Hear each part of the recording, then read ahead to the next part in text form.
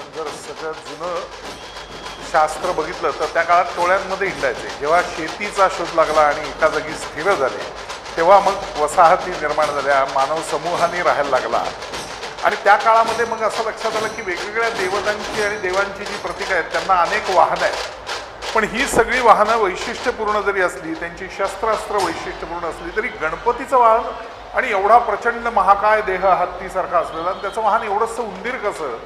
तर वाहनाचं वैशिष्ट्य काय असं आपल्या संस्कृतीत आणि धर्मात जे सांगितलं आहे त्यानुसार त्या वाहनाला वापरणारा माणूस, म्हणजे थोडक्यात आपण आपल्या आजच्या काळात समजा गाडी चालवते, 2 व्हीलर असेल, 4 व्हीलर असेल, रिक्षासारखी 3 व्हीलर असेल, तर त्याचा कंट्रोल आपल्या हातात. याचा अर्थ आपण ती कशी चालवायची ते ठरवतो. त्या काळामध्ये विचार केला शेतीचा ऐकून तर उंदीर हा सगळ्यात उपद्रवी प्राणी होता. तो शेतीची नुकसान करायचा, तो तिकडं घरामध्ये कापडही कुरतडायचा, जे जे शक्य आहे त्या सगळ्याची खराबी करणे किंवा नाश करणे असं तो करायचा. आणि आपल्याकडेही आपल्या एकूण शरीराचा विचार केला तर षड्रिपू जे आहे तेही आपल्याला कुरतडतच असतात असं आपण नेहमी म्हणतो. या सगळ्याचं प्रतीक म्हणून उंदीर की ज्याच्यावरती अंकुश तो गणपती ठेवतोय, बुद्धी. आणि म्हणून त्याचं वाहन मूषक असं केलेलं आहे. खरं सांगायचं तर हेरंब गणपती हे जे रूप आहे त्यातलं वाहन हे वाघ आहे. तर आपल्या मोरगावचं जे आहे मयुरेश्वर त्याचं मयूर आहे, म्हणजे मोर आहे त्याचं वाहन. पण तरी सुद्धा हा शेवटी गणांचा अधिपती आहे. आणि गणांचा अधिपती असल्यामुळे काही गण चांगले आणि काही गण वाईट असे सगळे एकत्र येणार. तर त्यातल्या वाईटांवर अंकुश ठेवण्यासाठी त्यांनी घेतलेलं वाहन हे उंदीर आहे की त्याच्यावरती म्हणजे त्या सगळ्यावरती मी अधिपत्य ठेवतोय माझं. आणि म्हणून नीट विचार केला तर लक्षात येतं की बऱ्याचदा गणपतीच्या मूर्तीमध्ये उंदीर पायाशी आणि विळखा घातलेला नाग कमरेशी. इथली लोखंडे तालमीची जर मूर्ती बघाल तर लक्षात येईल की तो तुरीची तालमीची तशीच आहे. आणि म्हणूनच आपल्या अथर्व शीर्षामध्ये बघाल तर लक्षात येईल मूषक ध्वज असा त्याचा उल्लेख केलेला आहे आपल्या अथर्व शीर्षामध्ये गणपतीच्या या वाहनाचा. आणि अनेक गणेश पुराणामध्ये त्यातल्या कथा आहेत. त्यातल्या एका कथेमध्ये मात्र असं म्हणलेलं आहे की गंधर्वांनी एकदा शाप दिला की तू उंदीर होशील. इंद्रानी शाप दिला होता एका गंधर्वाला किंवा तू उंदीर होशील. आणि तेव्हा तो उंदीर झाला आणि म्हणून मग तो गणपतीला शरण गेला. त्यावेळी गणपतीनं त्याला असं सांगितलं की तू जर आजपासून माझं वाहन झाला तर जास्त चांगलं आणि म्हणून मी तुला आता मूषक म्हणून संबोधीन, अशी ही एक पुराणामधली कथा येते. पण मूळ स्वरूपात मला नेहमी असं वाटतं की वेगवेगळ्या गोष्टींमधनं कुरतडण्याची सवय असते. आपलं मन सुद्धा अनेक विचारांनी आपण कुरतडत असतो आणि हे कुरतडणं हा विषय फक्त उंदराशी निगडीत आहे. त्यामुळे त्याच्यावरती बुद्धीनी आणि रिद्धी-सिद्धीनी अंकुश ठेवणं म्हणून गणपतीने त्याला आपल्याला वाहन केलेलं आहे. हा माझ्या मते सगळ्यात चांगला विषय आहे. आणि जास्तीत जास्त जवळ जाणार आणि योग्य असा संदर्भ मला वाटतं. अगदी अतिशय उत्तम. असंच राहुलजी आपल्याला आणखीन खूप साऱ्या कथा सांगणार आहेत, त्याचं महत्त्व समजवणार आहेत, ते तुम्ही पाहत राहा इथेच. पण आता सुरुवात झालेली आहे ती मानाच्या गणपतीनंतर येणाऱ्या गणपतींची. ही देखील एक प्रथा पडलेली आहे. जसं आपण मगाशी बोललो 6वा नंबर जातो कॉर्पोरेशनला, त्याच्यानंतर अजून बाबूगेनू असेल किंवा काही समाजाचे गणपती असतात त्यांचा नंबर लागतो. यावर्षी असं म्हटलं गेलं आहे की 7 वाजेपर्यंत बेलबाग चौकामध्ये भाऊसाहेब रंगारे, श्रीमंत भाऊसाहेब रंगारे गणपतीचं आगमन व्हायची शक्यता आहे. आणि त्यांच्याच पाठोपाठ मंडळी आपला गणपती घेऊन येणार आहे. त्यामुळे हे दोन्ही मंडळं जर लागोपाठ आली तर ही जी गर्दी तुम्हाला दिसती आहे ती तुमच्या डोळ्यात मावणार नाही एवढी होणार, ती आणखीन वाढतच जाणार. पण या ठिकाणी एक बाप्पा आपल्या डोक्यावरती घेऊन एक भक्त त्याला शेवटचा निरोप द्यायला निघालेला आहे. हे फार सुंदर चित्र आहे राहुलजी. आपण गणपतीची पूजा करतो तर त्यातल्या ज्या पूजेच्या वस्तू आहेत त्यांच्या सुद्धा पुराणांमध्ये कथा आहे की हे का निर्माण झालं. म्हणजे सहज जाता जाता सांगायला हरकत नाही. आपण नेहमी असं म्हणतो की गणपतीला सर्वात जास्त काय आवडतात तर दुर्वा आवडतात. आणि पहिल्या दिवशी त्याची ज्यावेळेला आपण घरामध्ये आगमन झाल्यावर स्थापना करतो तेव्हा त्याला शमी आणि मंदार वृक्षाच्या पानांनी आपण त्याची पूजा करतो. तर त्याच्यासुद्धा पुराणामध्येही काही कथा अत्यंत उत्तमरित्या आहेत. 21 दुर्वांची जोडी आपण नेहमी त्याला वाहतो, भक्तिभावानं अर्पण करतो आपण हे सगळं. पण दुर्वांकुराचं आयुर्वेदिक महत्त्वही आपल्याकडे खूप मोठं आहे. तुम्ही जर नीट बघाल तर आपल्या घरामध्ये आपण मांजर, कुत्रा हे जे पाळीव प्राणी आहेत त्यांना जर पोटाला कधी त्रास झाला ना तर ते गवती चहाचा जो चहा असतो तो किंवा दुर्वा खातात, कारण त्याच्या रसाने त्यांच्या पोटाला शांतता मिळते, जठराग्नी शांत होतो असं नेहमी म्हणलं जातं. आणि दुर्वांचा विषय आपल्याकडे पुराणात असा आलेला आहे की दुर्वा या ब्रह्मदेवापासून निर्माण झाली. एक ती सुंदर देवता होती दुर्वा देवता म्हणून. तिने गणेशाचं तप केलं आणि भयंकर गणेशाला त्यामुळे प्रिय झाली की आपलं तप करणारी ही देवता आहे असं म्हणल्यानंतर. पण कालांतरानं असं झालं की गणपती आपल्याला प्रसन्न झाला आहे, यामुळे दुर्वा देवता ही नाही म्हटलं तरी थोडी मातली. गर्व होतोच कोणालाही. तर ती मातल्यामुळे ती स्वतःला जगदंबेपेक्षा श्रेष्ठ म्हणायला लागली. पुराणात एक कथा आहे. आणि मग हे पार्वतीला काही आवडलं नाही आणि म्हणून पार्वतीने तिला शाप दिला की तू पृथ्वीवर तृण रूपानं आता जन्म घेशील.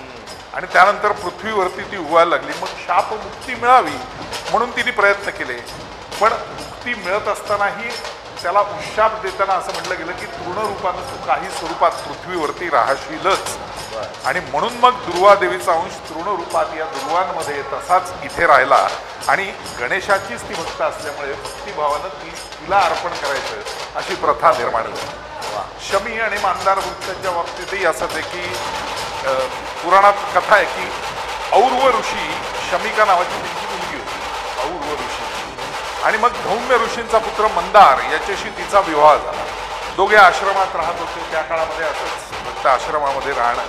त्या आश्रमात एकदा भृशुंडी ऋषी आले. भृशुंडी ऋषी आल्यानंतर त्यांचे स्थूल शरीर पाहून हे शमिका आणि मंदार दोघेही जण एखाद्या जाण्या माणसाकडे बघून आपल्याला होतं तसं भृशुंड ऋषींचं शरीर प्रचंड असं, तर त्यांना पाहून दोघेही हसले. आणि ते हसल्यामुळे भृशुंडींनी शाप दिला की तुम्ही दोघे वृक्ष योनीमध्ये आता जन्म घ्या. आणि म्हणून मग त्यांना वृक्ष योनीमध्ये जन्म घ्यावा लागला. मग शमी आणि मांदार असे दोन वृक्ष बनले. मग त्यावेळी त्यांच्या गुरूंनी गणेशाचं तप केलं आणि शेवटी गणेश त्यांना प्रसन्न झाले आणि असा वर दिला की भृशुंडी ऋषींचा शाप खोटा ठरणार नाही, कारण ऋषींच्या शापाला मी काय मागे देऊ असं गणेशाने म्हटलं. पण यापुढे मंदार वृक्ष आणि शमीची पानं ही मात्र मी मला प्रिय करेन. आणि त्याप्रमाणे मग गणपतीला ती प्रिय झाली आणि त्यामुळे गणपतीला मग आपण मंदार वृक्षाची हे शमी असं व्हायला सुरुवात झाली. कमळ केवढा आनंद फूल हे पण आपण अनेकदा वाहत असतो. कमळ फुल तर ब्रह्मदेवानंच गणपतीला अर्पण केलेलं आहे म्हणून त्याची आपल्याकडं प्रथा सुरू झाली. त्यानंतर गणपतीला आपण जे अर्पण करतो त्याच्यात एक सिंदूर चर्चित लाल रंगाचं वर्णन काय नाही आणि ते आपल्या आरत्यांपासून सगळ्या ह्याच्यामध्ये आहे. त्यामुळे गणपतीला लाल रंग आवडतो असं वर्णन सर्व जुन्या काळातल्या पुस्तकांमध्ये आणि गाणपत्य ह्याच्यामध्ये आल्यामुळे आपण तिथून पुढं लोकभावनेतूनच लाल रंगाचं जास्वंदीचं फूल त्याला ही मात्र लोकांनी निर्माण केलेली प्रथा आहे की जास्वंदीचं लाल फुल. आता जास्वंदीतही 10-12 फुलं येतात पण त्यातलं लालच फुल काढत नाही. गणपतीला लाल आवडतं म्हणून ते लाल फुल त्याला व्हायचं. मग पूजेमध्ये नारळ असतो, सुपारी असते, आपल्या खोबरं असतं. याचंही महत्त्व आहे. नारळाच्या खोबऱ्यापासून बनवलेले मोदक गणपतीला आवडतात म्हणून आपण त्याला मोदकाचा नैवेद्य दाखवतो. त्यामुळे तोही विषय तसाच महत्त्वाचा आहे. ते पक्वान्न सगळ्यात मानाचं मानलं जातं गणपतीच्या उत्सवामध्ये आपल्याकडे. तर ह्या मोदकांचा सुद्धा एक फार सुंदर उल्लेख आपल्या पुराणामध्ये सापडतो. तो असा आहे की गणपतीला मोदक आवडतात म्हणून पार्वतीनं गणपतीला मोदक करून दिले आणि पार्वतीने ते करून दिले तेव्हापासून गणपतीने असं ठरवलं की आता माझा नैवेद्य हाच आहे. म्हणून त्यांनी भक्तांना सांगितलं की जे आईने दिलेलं आहे तेच जर तुम्ही वाहिलं तर आईचं प्रेम आणि मुलाचं प्रेम जे असतं ते जोडलं जाईल आपलं या दोघांमधलं आणि तेव्हापासून मोदकाची प्रथा असते.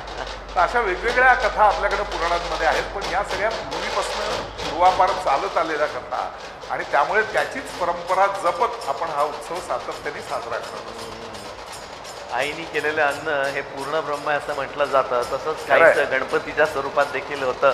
आईनी बनवलेला मोदक हा आता त्याच्या स्वतःचा हा एक प्रसाद म्हणूनच प्रचलित झालेला आहे, जी की अतिशय चांगली गोष्ट आहे. गरवारे शाळेचं वादन देखील आपण इथे पाहतोय. हे पण एक शिस्तप्रिय आणि शिस्तबद्ध असं पथक म्हणून नावारूपास आलेलं आहे. त्याच्या मागे आहे विघ्नहर्ता ढोलताशा पथक. राहुलजी गेल्या थोड्या वर्षामध्ये आपण पाहतोय की पथकांचा जो पोशाख होता तो विशेष करून सफेद असायचा. सगळे पांढरे कुर्ते आणि सलवार घालायचे. पण या गेल्या 5-6 वर्षामध्ये खूप रंग पाहायला मिळतात आपल्याला. खरं सांगायचं तर मी सकाळी ज्यावेळेला सांगत होतो इतिहास तेव्हा या पथकांची सुरुवात झाली ज्ञानप्रबोधिनी आप्पा पेंडसेंमुळे. त्यांनी ही प्रथा आणली की मिरवणुकीत एक शिस्तबद्धता आणि छान काहीतरी वादन पाहिजे. त्यांचा रंग गुलाबी असायचा ना, अजून गुलाबीचा. त्यांनी तोच रंग अजून ठरवलेला आहे. तो त्यांच्या शाळेचा युनिफॉर्म, शाळेचा युनिफॉर्म. पण इतर पथकांनी मात्र सुरुवातीला पांढरा स्वीकारला होता की स्वच्छ सफेद वस्त्रांमध्ये आपण हे सगळं करावं. पण नंतरच्या काळामध्ये मात्र असं झालं की माझ्या पथकाचं वेगळेपण मला सर्वार्थाने पाहिजे. मग तुम्ही आता बघाल तर तुमच्या लक्षात येईल बरेचदा की पथकांची नावं जी आहेत त्या नावांच्या लोगोचा जो कलर आहे तो त्यांच्या जमत्यांचा कलर.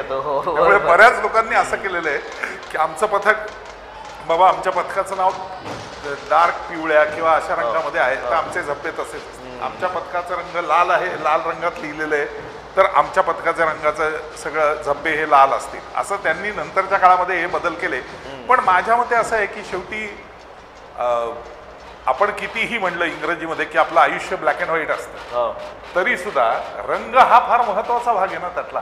त्याच्याशिवाय ते वैविध्य दिसत नाही आपल्याला आयुष्यातलं.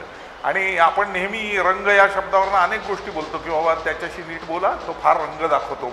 आता फार रंग दाखवतो म्हणजे काय असतं तर ते वेगवेगळे शेड्स आहेत या सगळ्या, असं मला वाटतं. आणि आपल्याकडचे सूर असतील, आपल्याकडचे रंग असतील आणि आपल्या शरीरातली चक्र असतील, या सगळ्यांचा संबंध एकत्रित आहे. म्हणजे तानापिही निपाजा असं आपण ज्या वेळेला म्हणतो रंगांचं, तसंच सारेगम पधनिसा.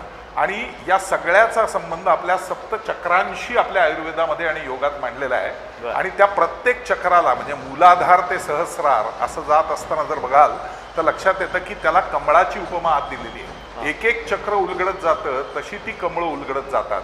आणि ज्याची कुंडलिनी जागृत होते म्हणजे थोडक्यात लहान मुलाचा टाळू भरला जातो ती जी जागा असते तिथे सहस्रार चक्र आहे आणि तिथे सहस्र पाकळ्या आहेत कमळाच्या. त्याला भूत भविष्य वर्तमान सगळं जेव्हा कळायला लागतं म्हणजे पूर्ण योग समाधीतनं वरती येतो तो, तर त्यावेळेला ते कुंडलिनीतलं शेवटचं चक्र ते मात्र पूर्ण लाल भडक असं सहस्रार चक्र. त्यामुळे हे सर्व रंग असतील, सूर असतील, या सगळ्याचा आपल्या वेदांमध्ये एक वेगळा अभ्यास केला गेलेला आहे आणि त्यानुसार हे आहे. त्यामुळे ही रंगसाधना जर आपल्याला या ताशा ढोलताशा पथकांच्या माध्यमातूनही दिसत असेल तर तो आनंदाचाच भाग आहे की प्रत्येकाने एकेका रंगाचं वैशिष्ट्य त्या निमित्ताने मिरवणुकीत आणलंय असं म्हणलं तो वावगं नाही ठरत. अगदी खरं, अगदी खरं. पण इथे मात्र जड अंतःकरणाने निरोप दिला जातोय तो कसबा गणेशाला. विसर्जन त्याचं तिथे संपन्न होतंय. आता वाट पाहायला लागणार आहे ती पुन्हा 365 दिवस पुढच्या वर्षीची. कारण हा सण आहे, हा सण आहे पुणेकरांचा, हा सण आहे महाराष्ट्रीयन लोकांचा, हा सण आहे भारत देशाचा. आणि या देशाच्या सणासाठी पुन्हा एकदा 365 दिवस पुन्हा थांबावं लागेल. विसर्जन होत असताना दही भाताचा नैवेद्य आपण देतो गणपतीला की बाबा तुला जाताना ते, त्यानंतर वाटलेली डाळ थोडीशी आणि त्याच्याबरोबर काही प्रसाद असा आपण अर्पण करत असतो की तुझ्या पुढच्या प्रवासासाठी हा शिदोरी एका प्रकारे बांधून देतोय म्हणून. आणि त्यावेळेला आरतीही केली जाते. सकाळी आपण बोललो की गणपती बाप्पा मोरया, यातला मोरया हा शब्द कसा द्वैत आहे सर्व अर्थाने, पण त्यातला आणखीन एक महत्वाचा भाग आहे. जी आरती आपण गणपतीची आत्ता हे विसर्जनाच्या वेळेला सुद्धा झाली असेल आणि आपण रोज म्हणतो सुखकर्ता दुःखहर्ता वार्ता विघ्नाची, ही लिहिली समर्थ रामदास स्वामी. आणि ही आरती ज्या वेळेला त्यांना सुचली त्यावेळेला ते मोरगावला मयुरेश्वराचं दर्शन घेत होते आणि तिथं त्यांना ती आरती पहिल्यांदा सुचली आणि त्यातून पुढं लिहिली. आता असं म्हणलं जातं की मग ना असं कोष्टकांमध्ये पोथ्यांमध्ये आहे की त्यांनी एकूण 7 कडव्यांची आरती लिहिली. पण आपण त्यातली 3च कडवी घेतो, बाकीची कडवी आपण कधीही म्हणत नाही. पण त्यांनी लिहिताना 7 कडव्यांची गणपतीची अख्खी आरती लिहिलेली आहे. आणि त्याचं 7 कडव्यांचं वैशिष्ट्य मोरया गोसावींनी शोधलेलं आहे. ते मोरया गोसावींनी लिहून ठेवले. त्याचं कारण असं, मोरया गोसावींना ब्रह्मकमंडलू नावाचं जे तीर्थस्थान आहे मोरगावचं, त्याच्यामध्ये जी गणेशाची मूर्ती सापडली त्या तलावामध्ये स्नान करत असताना खाली तळाला, ती आणून त्यांनी चिंचवडला स्थापित केलेली आहे. चिंचवडचं मोरया गोसावी समाधीस्थान तिथली जी गणपतीची मूर्ती आहे ती मोरगावची आहे मुळामध्ये आणि मोरगावच्या ब्रह्मकमंडलू तळ्यामधली आहे.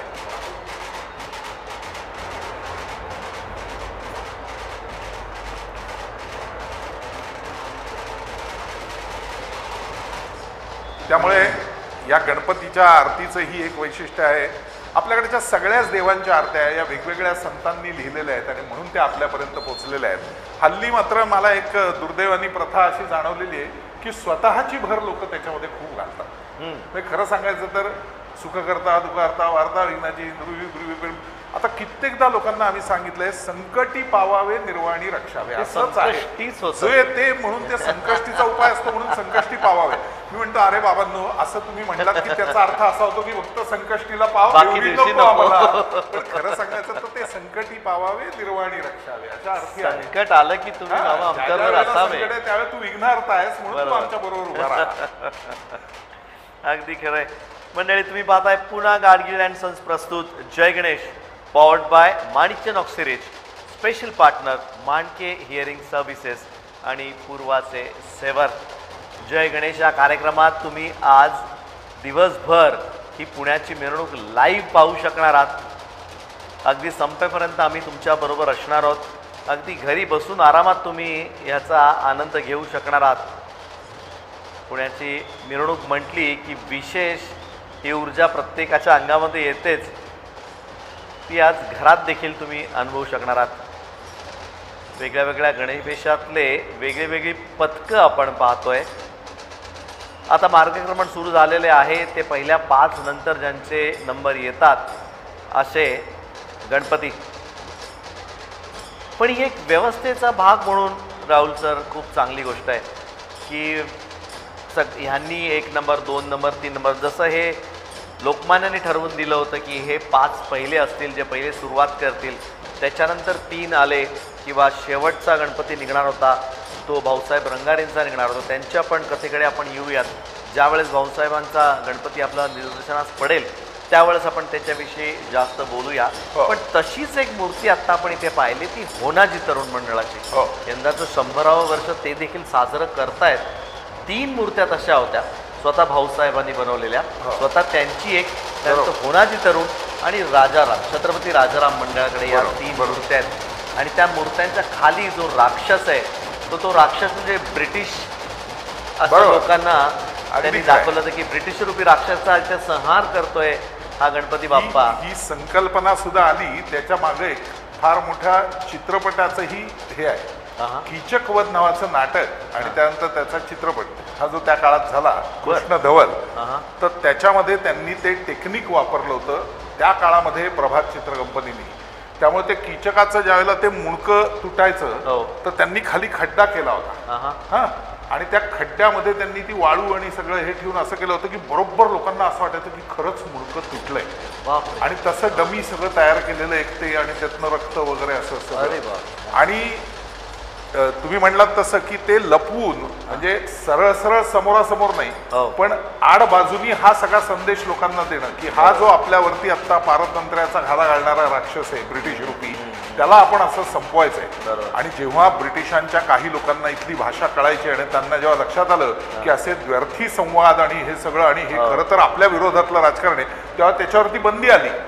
मग बंदी आल्यानंतर त्याचं स्वरूप आपल्याला कुठं कायमस्वरूपी करता येईल म्हणून मूर्त्यांमध्ये त्यानंतर त्याचं स्वरूप आलं गेलं. आणि म्हणजे भाऊ रंगारींनी ते तर वैद्य होते स्वतः पण त्यांनी पेपर पल्प शेणाच्या गवऱ्या आणि इतर गोष्टी या सगळ्याचा वापर करून पहिली मूर्ती बनवली होती. आज तिथनं मधनं रस्ता आहे आपण सकाळ ऑफिसपासून पुढे गेलो की ते भाऊ रंगारीचं जे मंडळ जिथे बसतं भाऊ रंगारींचा वाडा जिथे आहे पण त्यावेळेला त्या वाड्याच्या समोरच्या बाजूला त्यांचा मोठा तबेला होता आणि त्या तबेलात त्यांनी पहिली मूर्ती बनवली. त्याचा उल्लेख आहे. त्याचप्रमाणे ती 9 माणसं बरोबर त्या बैठकीला त्यांच्या वाड्यात कोण कोण आली त्याच्यात खाजगीवाले आहेत त्यानंतर कोकाटे आहेत वेगवेगळ्या लोकांची नावं आहेत की या सगळ्यांनी एकत्र येऊन दगडूशेठ आहेत स्वतः. येऊयात आपण त्या कहाणीकडे देखील येऊयात कारण खूप इंटरेस्टिंग अशा गोष्टी खूप साऱ्या तुम्हाला ऐकायला मिळणार आहेत. ही मिरवणूक तुम्ही अशीच पाहत राहा, कुठेही जाऊ नका. तुम्ही पाहताय जय महाराष्ट्र. भेटूया या छोट्याशा विश्रांतीनंतर.